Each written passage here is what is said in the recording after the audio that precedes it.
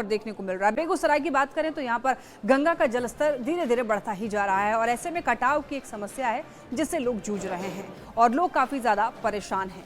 बता दें आपको, गंगा का जलस्तर लगातार बढ़ता ही जा रहा है और जिस कारण गांव के जो लोग हैं उनके बीच काफी डर का भी माहौल है, दहशत में है। इन तस्वीरों में आप देख सकते हैं कटाव के कारण जमीन जो है वो गंगा में समा गई है। लोग रात रात भर जागने के लिए मजबूर हैं। स्थानीय लोगों में प्रशासन के खिलाफ आक्रोश है। लोगों का ये कहना है कि अगर जल्द से जल्द कटाव नहीं रोका गया तो देखते ही देखते गांव कटकर गंगा नदी में गिर जाएगा। ज्वार चलती सब नहीं साल भर से कटाई हो रहा है। कुल अधिकारी कोई भी कहत ठक गेलखिन, कोई आबे खड़ा नहीं छे। कल परसू जब एलखिन हन ग्रामीण कुल जब घिचा घिची कैल गए हन, ठोठम ठोठी कैलकै हन, तब है तनी गो कार्यक्रम स्टार्ट केलकै। ओहो अभी गिरना बंद नहीं होले।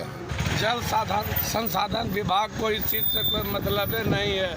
जो हमारे सरकार है इस चीज़ को देखने वाले हैं, उनको इस चीज़ के ऊपर थोड़ा भी ध्यान नहीं है। हम लोग कट के मर जाए डूब जाए उनसे उनको कोई मतलब नहीं है।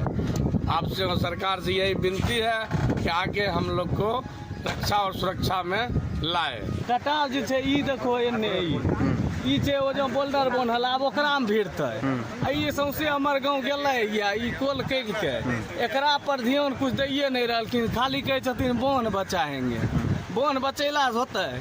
ई सौंसे कटिए जेतै तो बांध बच की करतै? अभी क्या गांव प्रभावित है इससे? एकरा 10-20 गो गांव प्रभावित है। बहुत ही परेशानी है, उस ढंग से काम नहीं हो पा रहा है। सब लोग बार बार फेसबुक सोशल मीडिया द्वारा आवाज़ उठा रहे हैं। कुछ हमारे नेता भी आए हैं, आश्वासन दिए हैं जब इसमें बात करते हैं विजय चौधरी जी से। अब देखिए क्या होता है, लेकिन एक पॉपुलेन पर कितना चलेगा। कल ठेकेदार से बात की, बोला 4-5 पॉपुलेन रहेगा, लेकिन उस ढंग से काम हो नहीं पा रहा है। सरकार शायद ये बोल्डर रोक दिया है। और पटना में देखिए तेज आंधी बारिश की वजह से जहां तहां पेड़ जो हैं वो गिरे हुए पाए गए और इसका असर सड़कों पर भी देखने को मिला।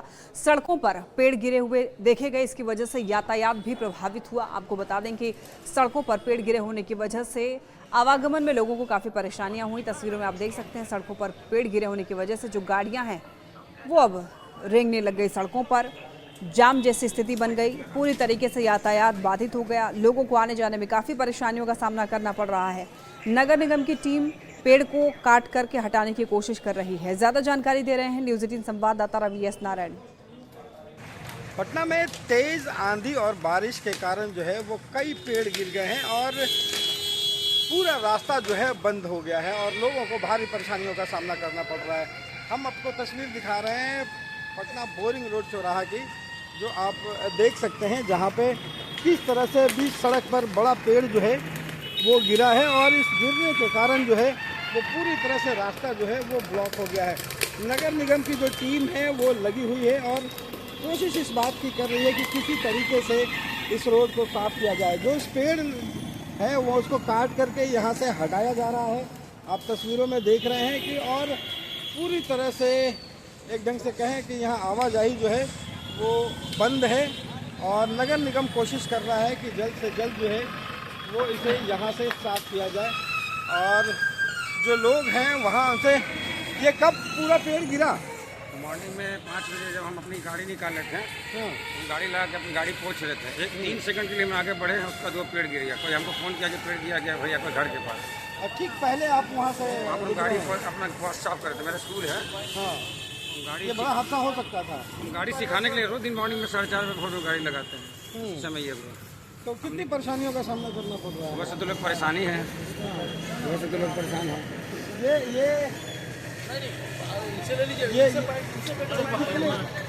आपको लगता है कि यहाँ पे ज़रा देखिए कि किस तरह से लोग परेशान हैं और पूरा रास्ता जो है वो बंद हो गया है। पटना से रवि एस नारायण की रिपोर्ट। और अब खबर कटिहार से मिल रही है। देखिए, सबसे ज़्यादा बारिश का असर किसी पर पड़ा है तो किसानों पर। किसानों को मौसम की मार जो है वो झेलनी पड़ रही है। केले के खेत में लगे हुए फसल जो है वो पूरी तरीके से बर्बाद हो गया है। किसान परेशान हैं, किसान मुआवजे की भी मांग कर रहे हैं। ज़्यादा जानकारी दे रहे हैं न्यूज़ 18 संवाददाता सुब्रत। मॉनसून का असर और चक्रवात ने कटिहार के केला खेत को किस तरह बर्बाद कर दिया है, यह एक तस्वीर आपको कटिहार से दिखा रहे हैं। ये तस्वीर निश्चित तौर पर किसानों के लिए काफ़ी परेशान करने वाला है। जरा बात कर लेते हैं, क्या हुआ है, कितना परेशान है? सर, चक्रवातीय तूफान जो आया है उसमें हमारे जो क्षेत्र में जो लगे हुए जितने भी केले के पौधे, खासकर केले के पौधे को काफ़ी नुकसान पहुंचा है। लगभग आधी फसल जो है वो पूरी तरह बर्बाद हो गई है और वो बाज़ार में बिकने लायक भी नहीं है, जिससे कि कुछ भी मतलब कि उससे आर्थिक स्थिति जो है लोगों की सुदृढ़ हो जाती।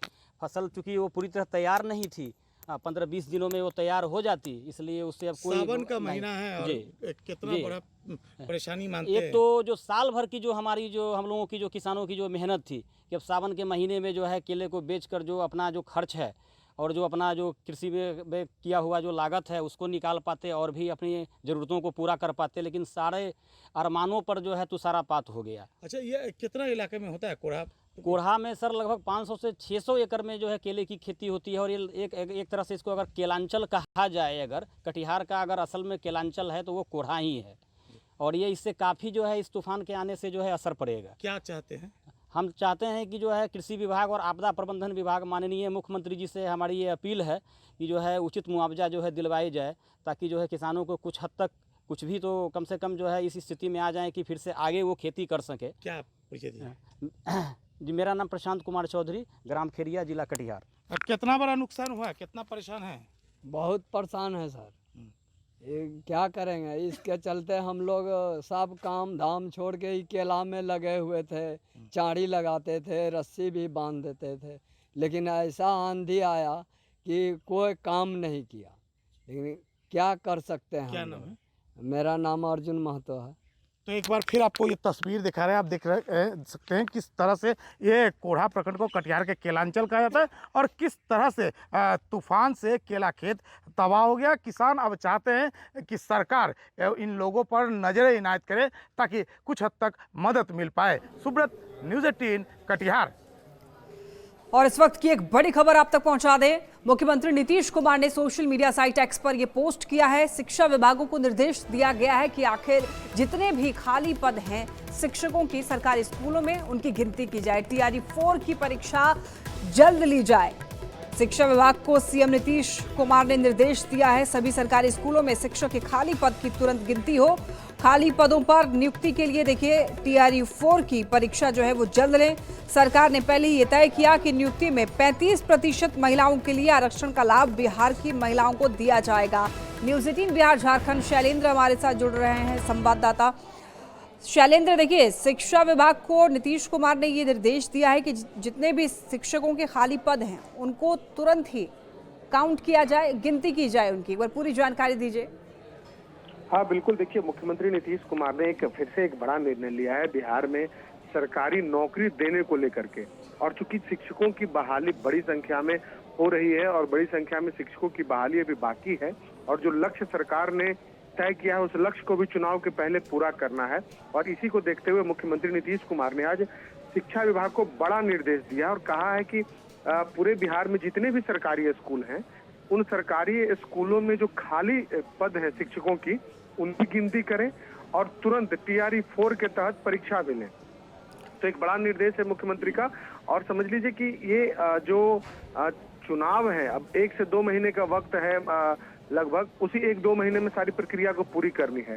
तो लिहाजा मुख्यमंत्री और सरकार भी यह चाहती है कि जल्द से जल्द जो लक्ष्य 12 लाख का जो लक्ष्य रखा गया है सरकारी नौकरी देने का उसे पूरा कर लिया जाए। और साथ ही साथ नीतीश कुमार ने अपने एक्स पोस्ट में इस बात को भी का भी जिक्र किया है कि जो 35% महिलाओं को जो आरक्षण देने की बात है वो बिहार की महिलाओं को आरक्षण दिया जाएगा।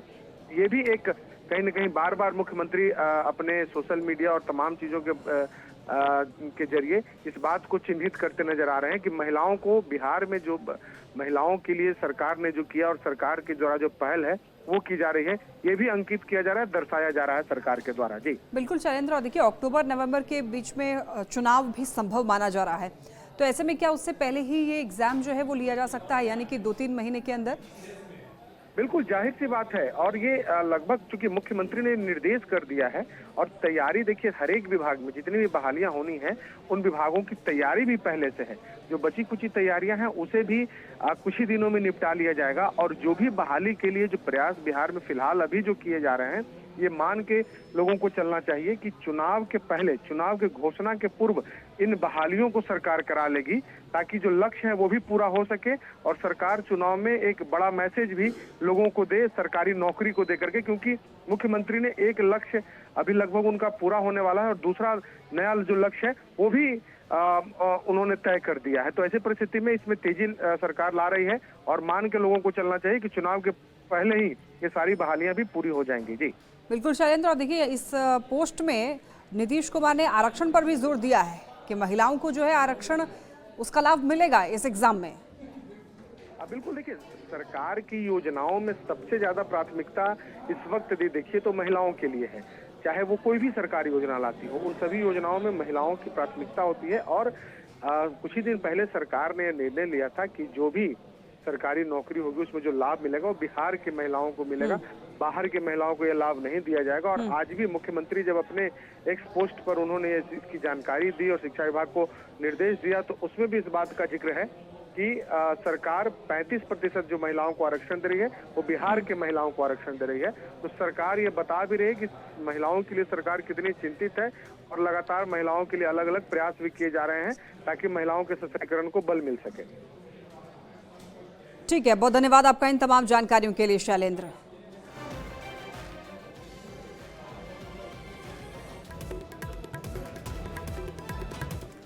चलिए हम लोग बढ़ते हैं खबरों में आगे और हम लोग बात करेंगे इस वक्त मॉनसून की। तो देखिए मानसून जो है बिहार में सक्रिय है और कुछ लोगों के लिए बारिश जो है वो काफ़ी सुहाना पल होता है, लेकिन कुछ लोगों के लिए आफत लेकर के बारिश आती है। और ऐसे में कई जगहों पर आपको बता दें कि जल जमाव की भी स्थिति देखने को मिलती है। ये जो इलाका है मेदिनी नगर का है, देख पा रहे हैं सड़कों पर नाले का गंदा पानी बह रहा है। और आपको बताते चलें कि पुलिस लाइन रोड में हाल बेहाल है। ज्यादा जानकारी आपको दे रहे हैं न्यूज़ 18 संवाददाता नीलकमल। पलामू में पिछले लगातार 48 घंटे से हो रही लगातार बारिश के कारण जनजीवन पूरी तरह से प्रभावित हुआ है।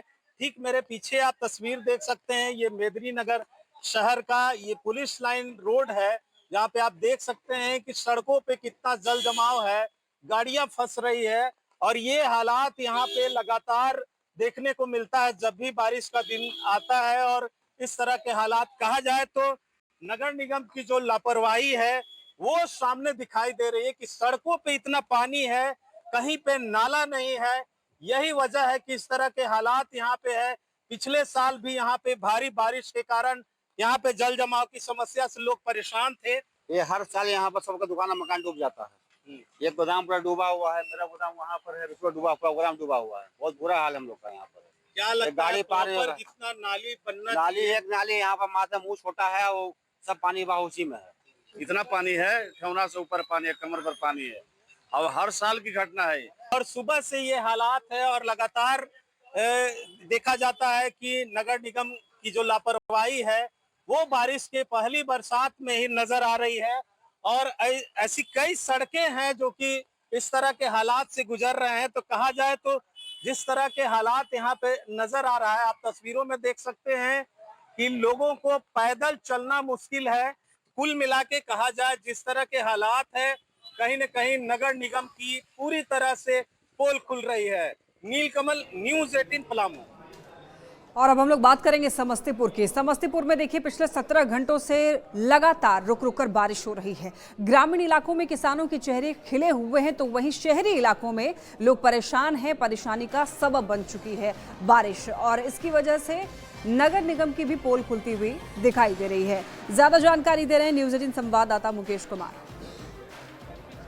समस्तीपुर में पिछले 17 घंटे से लगातार हो रही बारिश से ग्रामीण क्षेत्रों में जहां किसानों में खुशी देखने को मिल रही है, वहीं शहरी क्षेत्र के लोग परेशान हो गए हैं। समस्तीपुर नगर निगम क्षेत्र के इस काशीपुर इलाके के हालात देखिए। लोगों के पूरे सड़क पानी में भरे हुए हैं, लोगों के दुकान घर में भी पानी प्रवेश कर गए हैं। हालात ये है कि लोग घर से निकल नहीं पा रहे हैं और ये समस्तीपुर पटना मुख्य मार्ग का नज़ारा हम दिखाना चाहेंगे। और इस मुख्य मार्ग पर पानी का भराव है और ये जो पहली बारिश हुई है समस्तीपुर में इस तरह की, और इस बारिश ने समस्तीपुर नगर निगम की पोल खोलकर रख दी है। यहाँ पे मोहल्ला से कुछ लोग आ रहे हैं, हम उनसे जानने की कोशिश करेंगे कि क्या स्थिति है अंदर की और क्या हालात है। जी क्या नाम हुआ आपका? हृदय चंद्र महतो। हृदय जी, यहाँ पे अंदर की क्या स्थिति है? बहुत दयनीय है, बहुत खराब स्थिति है। पूरा पानी लगा हुआ है, घर आंगन सब में लग गया है। तो नगर निगम के द्वारा जो दावा किया गया था वो सब फ्लॉप है। नगर निगम के द्वारा खाली टैक्स लिया जाता है बस, और कुछ नहीं। इसका कोई भी काम नहीं होता है। बाबू ऊपरे ऊपरे साफ कर देता है, नाला का उड़ाही नहीं करता है। और नाला जो ये बनाया है ऊपर से स्लैब दिया है, उसमें कहीं भी छेद नहीं है और नाला जाम है। तो यहाँ पे लोगों की शिकायत है कि पूरे मोहल्ले में जल भराव है, लोग परेशान हो गए हैं। महज 17 घंटे से जो बारिश हो रही है उसमें, और ये पहली बारिश है और इस बारिश ने नगर निगम की व्यवस्था की पोल खोलकर रख दी है। Mukesh Kumar, news 18 network, Samastipur. और अब बात करेंगे गोपालगंज की। गोपालगंज में भी मानसून सक्रिय है और इसकी वजह से लगातार बारिश हो रही है। बारिश होने की वजह से मौसम काफ़ी सुहाना हो चुका है, लेकिन कहीं ना कहीं बारिश जो है परेशानियों का सबब भी बन चुका है। तस्वीरों में आप देखेंगे। बताते चलें आपको, मौसम विभाग ने हालांकि पूरे दिन बारिश और ठंडा को लेकर अलर्ट जारी किया है। विभाग ने लोगों से बारिश और ठंडा के दौरान पेड़ के नीचे खड़े ना होने और खेतों में जाने से बचने की भी अपील की है। में मानसून पूरी तरह से सक्रिय हो गया है। सुबह से कई इलाकों में लगातार बारिश हो रही है।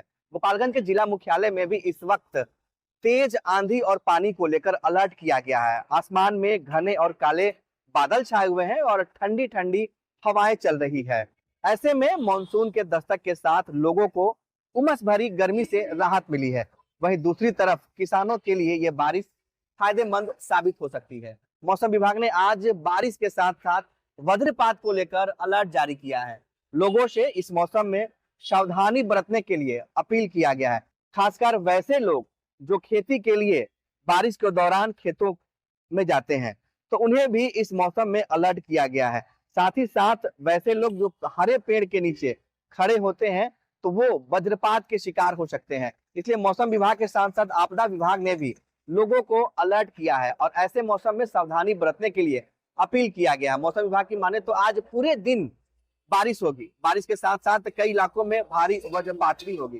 तो ऐसे में जिला प्रशासन और मौसम विभाग पूरी तरह से इस मौसम को लेकर अलर्ट है। तो वहीं दूसरी तरफ मानसून के दस्तक देने के साथ ही लोगों को इस उमस भरी गर्मी से राहत मिली है। गोविंद कुमार, न्यूज़ 18, गोपालगंज।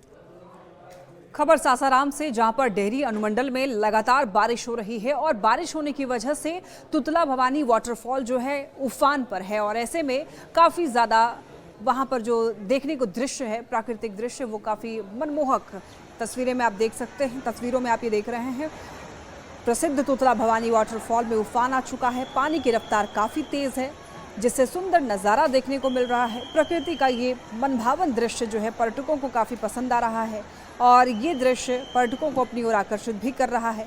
यहाँ पर आने वाले लोग ये कह रहे हैं कि सावन का महीना शुरू होते ही पहाड़ों की सुंदरता काफ़ी बढ़ गई है। ऐसे में वाटरफॉल का ये नज़ारा भी अद्भुत है।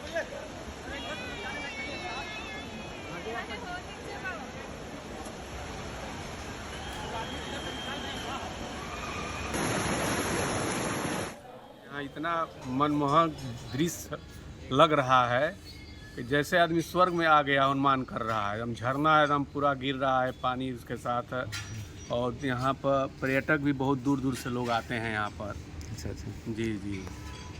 तो झरना इस बार कैसा है? झरना बहुत मतलब एकदम इतना अच्छा मनोरम दृश्य लग रहा है। झरना बहुत बढ़िया गिर रहा है यहाँ पर। उत्तराखंड के विकास नगर से एक ऐसी तस्वीर सामने आई है